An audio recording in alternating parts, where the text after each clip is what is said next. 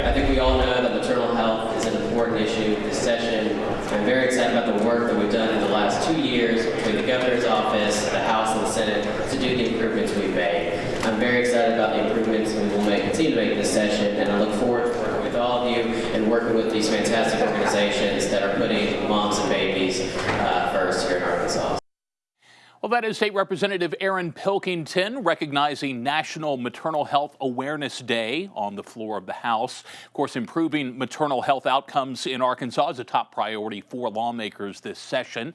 As we wait for the Sanders administration to weigh in with the governor's preferred path forward, other competing bills are now on the table. Channel 7's Kaylin Clay joins us tonight here in our studio with a closer look. Kaylin. Well, we already know that maternal health is a top agenda item for lawmakers on both sides, with several bills filed, none of which have been heard yet. I'm hearing collaboration and compromise are on the table. You know, a lot of it, too, is how do we come together on these issues? How do we maybe combine some of our legislation together to create a larger maternal health package? It's early in the session, but between the resolution recognizing National Maternal Health Awareness Day and a legislative luncheon hosted by Arkansans for Improving Maternal Health was today's hot topic. Announcing National Maternal Health Day and celebrating that in our state is it's a symbol of the commitment that we have to trying to ensure that we're improving these outcomes for women. To Pilkington, that means extending postpartum Medicaid coverage for 1 year after giving birth.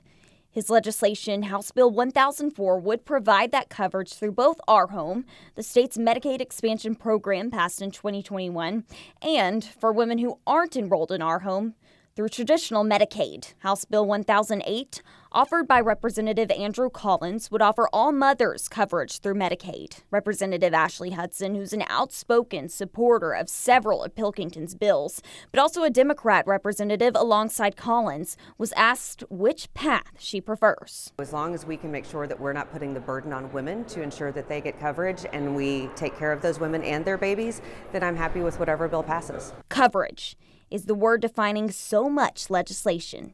And talks of combining bills are being heard. You know, I've got two bills actually, one on gestational diabetes coverage with CGM, and then of course another one on telehealth for ultrasounds and sonograms. You know, being able to maybe combine those into one bill makes sense because they're obviously a medical device bill. And then as some other legislators have other medical device bills related to maternal health, putting those into one, that's kind of a way to combine.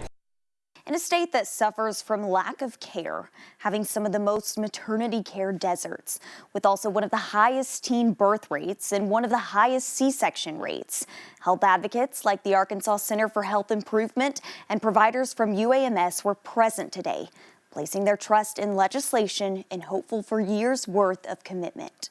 On your side, I'm Kaylin Clay.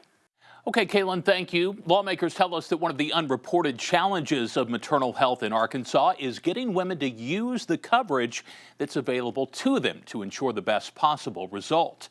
A comprehensive plan to that end is expected to be unveiled in the coming weeks.